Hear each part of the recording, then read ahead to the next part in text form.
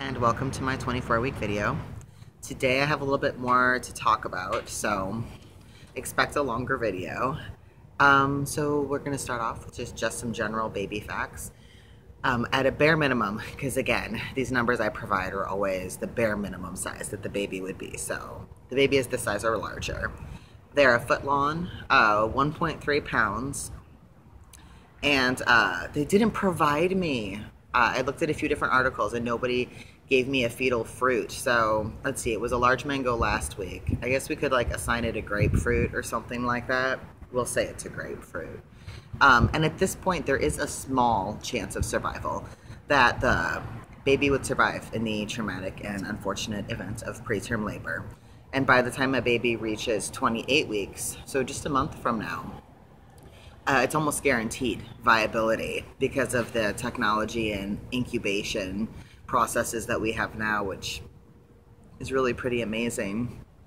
The lungs are maturing, so soon they'll be able to absorb oxygen from the air rather than just from fluids, which kind of makes me want to research that more, because the way that the sentence read, it almost sounded like they were absorbing oxygen from fluid, and I thought all of their oxygenation came from the umbilical cord, so that might be something to look into. If fetal lungs do absorb oxygen from fluid for a while and then switch over to air, I think that's a pretty cool little factoid there, but again, I don't know if that's true or not. I haven't looked into it.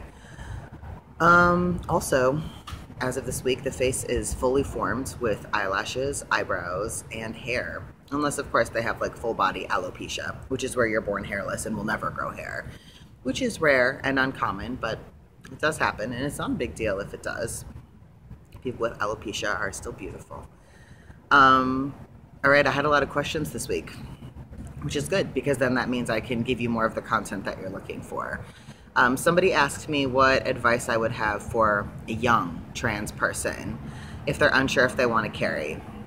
So I think it's most important that you know your options, your risks associated with those options, and the costs.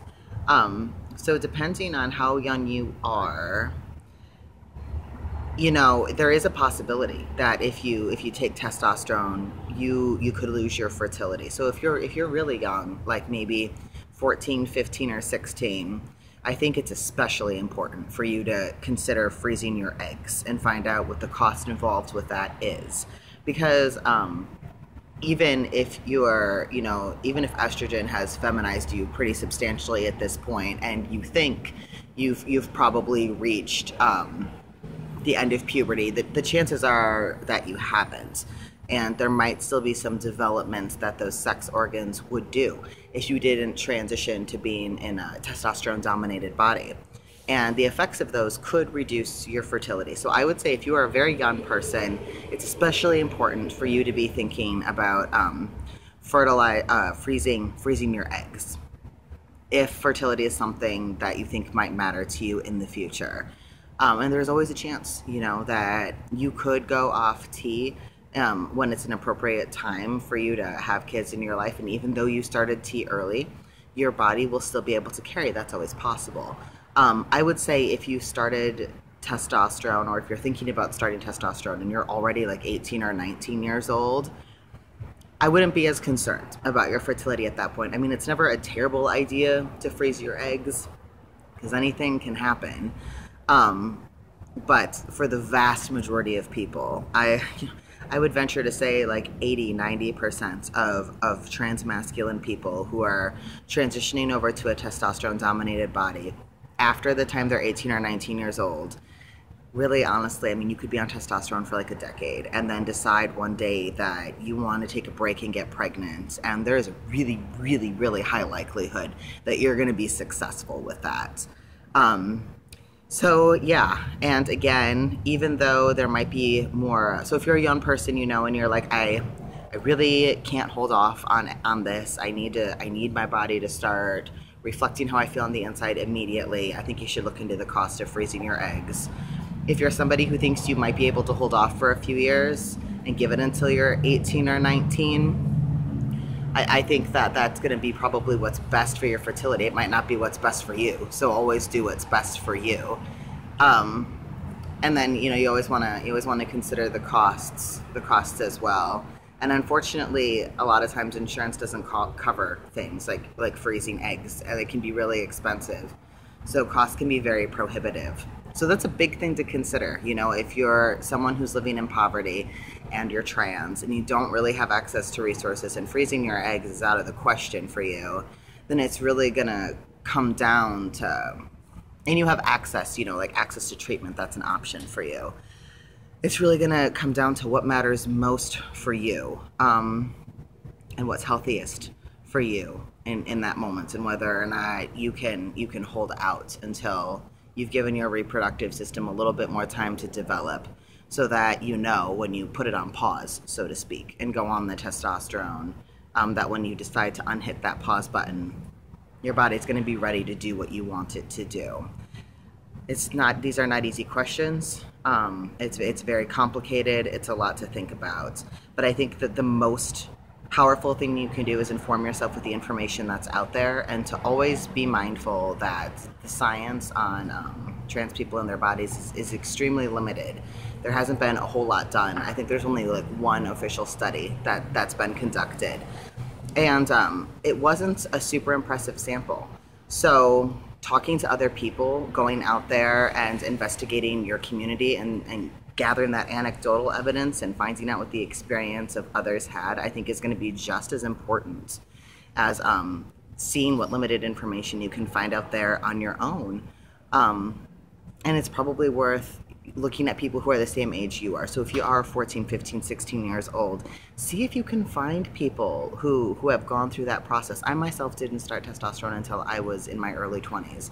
So I'm not a good person to ask about that. I had a really developed, you know, my reproductive system was completely developed before I decided to switch over to testosterone, and it had already had a kid before. So that probably made things easier for me when I decided I wanted to have a second one. But I'm sure there are people out there who have started testosterone at a young age and tried.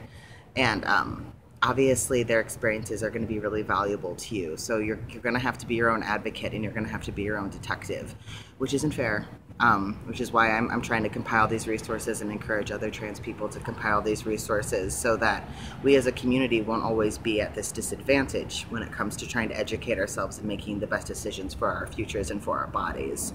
But that's what I'd have to say about that. It's not complete, it's not total, but that's what I have to offer about that question. I also was asked, how do I think my older child will react since they cannot communicate how they feel? Because again, they're autistic and non-verbally, so they have very limited communication. They can ask for simple things that they want or need, but they have no means of articulating anything complex, which I'm sure is really frustrating for them at times. So I think when it comes to that, it's gonna require a lot of self-awareness from the adults, who are going to need to be really patient and mindful and try to be constantly thinking about things from our older child's perspective, because, you know, they're obviously not going to articulate it for themselves. I'm sure there will be some jealousy. I mean, there always is. But I think it can be easy to combat that by reminding your other child about all the things that are special and wonderful about them too, and making sure you're making time for them and cuddling them a lot, you know. So yeah, I think that they'll probably have some feelings about it, and I think their feelings will be complex, and I don't think all their feelings will be positive. But I think with mindfulness and with empathy and with being really proactive about meeting their needs and about thinking about their needs, I think we can find a balance that will be okay. And I think my older child will adjust to the idea. You know, at first it'll be more difficult than later on, and at some point it won't just be this brand new baby who everyone thinks is wonderful and is doting on. At some point this is going to be an 18-month-old, a 24-month-old who's running around, who's getting into trouble, who's getting scolded, just like our older child is. And I think then that's easier for kids once they're like, oh, okay, this isn't like some special amazing angel baby. This is just another kid like me who's going to have consequences. I think it helps. I think a lot of times older children feel like a newborn somehow has more privileges or value than they do, and I think that dissipates as the child gets older and they realize that a newborn baby is just, you know, like an innocent sack of potatoes that doesn't have the capacity for wrongdoing yet, but they certainly develop it, and they're not they're not absolved of consequences any more than other kids are. And then I think they start to build that sense of solidarity. Like, oh yeah, okay, well, I guess we're team kid now. It's not me versus special baby, who's not nearly as special as everyone thinks they are. I'm special too, damn it. It gets better. At least that's what I've seen in other families. And I remember having that experience myself as the oldest of 6. Having those feelings of jealousy with a new kid, and then as they get older and I realize that, oh, I guess we are on the same playing field. I guess the same rules do apply to both of us. That helped a lot with my jealousy and frustration. I also got asked if I would think about ever writing a book regarding pregnancy and parenting. Maybe. I never thought about it before. But maybe. I mean, they're definitely interesting topics, and I guess I have thoughts on parenting for sure. And especially about parenting neurologically atypical kids and how people treat you in public and the judgments people make. Nothing is more frustrating than when your kid has had a really long day and they've been trying their hardest, and you know that their cup is full with what their nervous system can handle for that day, and you have to drag them through the grocery store, and they're tired and they're hungry and they're hot and they're overwhelmed, and there are people everywhere, and you yourself are overstimulated by the grocery store, so you can't even imagine what it feels like to a little person whose brain can't pick and choose what to pay attention to and what not to, and they've made it all the way through the store, and they've just wanted to eat everything you put in the cart. They don't understand why they can't eat it now, and they've tried really hard to be patient, and now the line is really long and we have to be even more patient. And so we get a little upset and we start to cry, and you know that the last thing your child needs in that moment is a stern voice or an angry look or something that's just going, you know, their brain doesn't have the capacity for taking that on. What they need in that moment is your understanding and your patience and your willingness to let something slide and understand that their experience that they're having of the world is so much more overwhelming than you could ever hope to comprehend. And some asshole is going to look at you and start talking to whoever they're with about, this is the problem with America. People don't parent their children, da-da-da. And you're just like, you know what, fucker? You have no idea. You have no idea. You have no appreciation.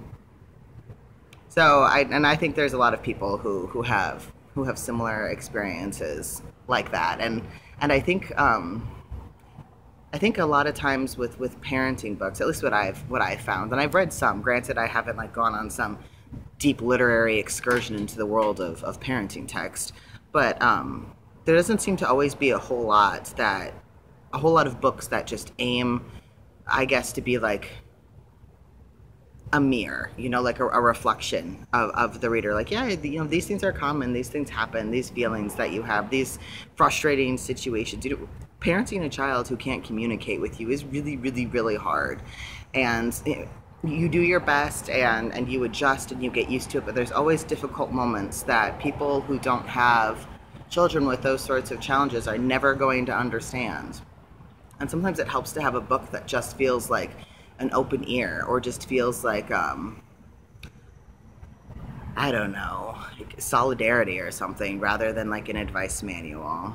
And every autistic kid is so different too. So a lot of times, even the advice the one parent has for what works for their child is, you know, not going to apply to your kid at all, because their set of challenges is completely different. Autism is such a broad diagnosis, and all it means is that your brain has a hard time picking and choosing what stimulus to process. You know, I honestly think that at some point it might end up being lots of different things, or you might find lots of different causes for it, or maybe it just is one set of symptoms that, because the brain is so complex, manifests in a variety of ways. I have no idea. And neuroscience is one of the least developed areas of science that we have. But I guess I kind of went on a tangent there. I do have a lot of thoughts, though, about parenting and pregnancy. So maybe someday I could write about that. I don't know how many people it would appeal to, because I would probably focus mostly on like home birth and problems with traditional medicine and parenting atypical children and trans pregnancy. So I think the demographic of interest there might be slim, but it's an idea. Someone else, if I'm active on Instagram, and yeah, I absolutely am. I just created an account. It's maybe a month old. But it's got like 19 posts so far, and I'm adding stuff to it. The link to the Instagram account will be included in the info for this video. Maybe not at first, because I'm not always able to go and edit some of the finer details. A lot of times I just let this video upload while I'm at work, and then 7-8 hours later when I'm off and I have access to a computer, I go in and add like the tags to it and add the links and things like that. So if you don't see it today, be patient with me, it'll be there tomorrow. But yes, I absolutely have an Instagram link. You can always go back to the other videos too and look, because they all have it uploaded. And mostly I post pictures of like my pictures and videos of like my family on there, and my art, and my cat, and my ferret, and stuff like that. I also post like promotional materials for upcoming events that the Trans Liberation Art Coalition that I founded and like I run with a board of directors. I post, I don't know if any of you are in Madison, Wisconsin or around that area, but if you are, you're always invited to come to any of these events, and you can check out more information about them by clicking on the link to the Trans Liberation Art Coalition's Facebook page, which is in that info section. And you can also find out more about it by following me on Instagram. Okay, somebody asked me, you say your partner is shy. Does he attend doctor's meetings? And does he provide comfort like when you're out in the world? And yeah, absolutely. He is extremely supportive and protective. He definitely comes to doctor's appointments. He's come to every one so far. I don't know if he'll continue to be able to attend all of them, because I think he'll probably attend most of them, but the later your pregnancy goes on, the more appointments you have, and near the end you're going like once a week. So that'll be a lot of time for him to take off work. I don't know if he'll go to every single one, but he's attended all of them so far, and I think he'll end up attending a majority. He's not shy about like being out in the world or going to doctor's appointments. I think it's just really hard for him to like have his picture taken or be the center of attention or have a crowd stare at him or make a video on a phone. I think he's just a very hyper aware and overly self-critical person, like plenty of us are, and I think it makes him nervous. That being said, he actually did agree to do a video with me, which I was really surprised by. I mean, at first he was a little taken aback by it, and then the idea kind of sunk in, and then I think he almost felt like kind of flattered by it. He was like, oh, people on YouTube want to hear from Stephen, huh? They want to know what Stephen has to say. So congratulations, that's gone right to his head. But anyway, he agreed to it, so let me know your questions. Once I get a decent list of questions together, we'll make the video. A decent list of questions is probably like 6 or 7. So if a few of you ask questions, we should have enough content to provide that for you. Another person asked me if you all can see me give birth. And again, that's a maybe. I haven't decided. It's going to depend, on whether or not that content even gets recorded. Because I don't know that it's going to be on anybody's minds to record it at that very, I know my partner wants to catch the baby. You know, ideally in a home birth, we'll have a home birth situation, and he'll be at the end there. I mean, he really wants to do that. He wants to deliver the baby as much as the midwife will let him, and he wants to cut the umbilical cord. There will be 2 midwives there, so I mean, if everything's running smoothly and we don't, the other midwife is just there for emergencies. If something goes horribly wrong, and we need 2 people to manage the situation, you know, if we head in a crisis direction. So in an ideal birthing situation, that wouldn't be an issue. And maybe the other midwife would be willing to take a video like that. And then I would just have to decide whether or not I wanted to share something like that. I don't even know if YouTube will let me post a video giving birth. I don't know. We can always post it and see what happens. I have 3 naughty flags. You know, I have a few mistakes I can make before they shut down my channel. So we can see. And if I do decide to post it and they have an issue with it, I can always upload it to my blog and provide a link. But again, I don't know if it'll even get recorded or if I'll decide I want to post it. But I'm also not saying no. I'm starting to move in more of a maybe direction about it.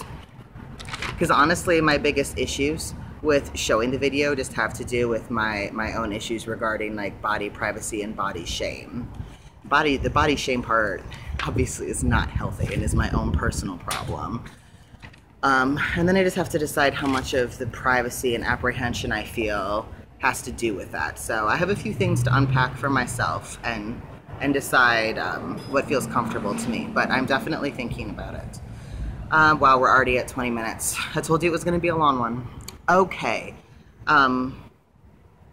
So as far as symptomatically where I'm at, I've been falling forward. Like, it seems like my balance has just like disappeared in the last week. I definitely notice this bulge coming further and further out every week. I'll do another baby bump video for you next week. But yeah, it's a lot easier for me to lose my balance. It also is really easy for me to twist the wrong way and get like this shooting pain up my lower back. So I'm having to be really mindful of my posture and really mindful of my spine. I also can't get up too fast without getting dizzy. I haven't had any bleeding gums or oral sensitivity at this point, but y'all should know it's a really common symptom. And if you get pregnant and you do notice that, it can even happen like a few days after you get pregnant. That's how easy it can set on. But if you do notice having a lot of bleeding gums and oral sensitivity throughout your pregnancy, you should know that that's normal, that can happen. Mercifully, I haven't had an issue with it, but I want you to know that it's normal if you do. I also need to start planning baby showers. One for my friends and one for family, though it's mostly Steven's family because I don't really talk to anybody in mine. Yeah, I have an on and off again relationship with one member of my family who I always love no matter what, but the rest of them I could kind of take or leave. Let's see. I also wanted to say that people get all into nurseries, starting to at this stage, because you start to get those nesting instincts. I'm also realizing I'm going to be late for work, so I might kind of start packing up my shit here as I'm finishing this up, and I might walk with the camera for the end of this video, which means this might not get uploaded till the end of the day, but at least I made an effort to do it, right? So where was I? But you know what? You don't really need to buy a whole lot of shit, and honestly, the baby doesn't really want or need a whole lot at first. It really just needs you and a safe place to sleep and some food and some like diapers and clothes, and that's about it. I mean, other blankets and stuff like that are helpful, but you don't need like the special little baby linens. I mean, blanket is a fucking blanket. Just know that baby is going to like spit up on everything, and as long as you're comfortable with the fact that everything you put near the baby is likely going to get vomited, shit, or pissed on, and that you're gonna have to clean it, I mean, it's really not a huge issue. And I don't really like the whole crib thing either, because honestly, babies grow out of cribs like hella fast. Like by the time they're 18 months old, they can crawl out of that shit, go on a little adventure around the house. I just think of them as a waste of time and somewhat death traps.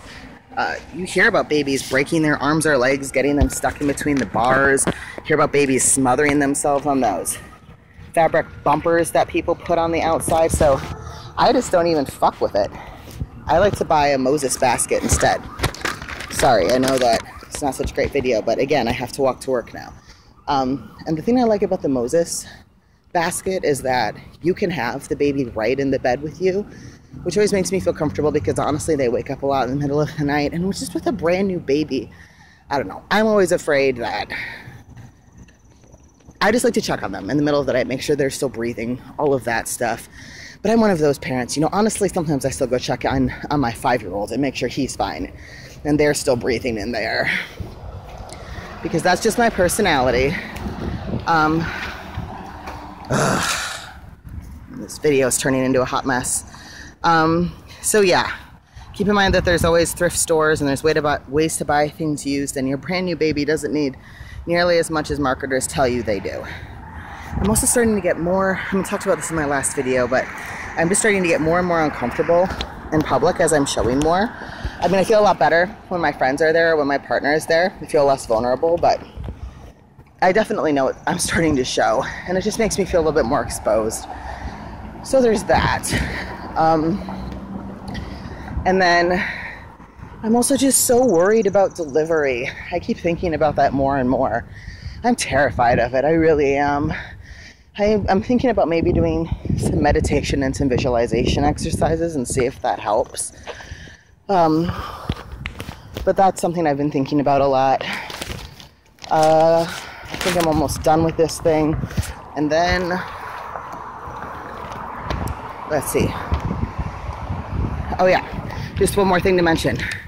I remembered, I can't even say I remembered, that's a lie. I was rewatching an older video, and I saw that I'd mentioned making a going off tea video, which I never did, and I totally should. So while I'm at that, I was wondering what other general queer or trans issues y'all would like to see videos about.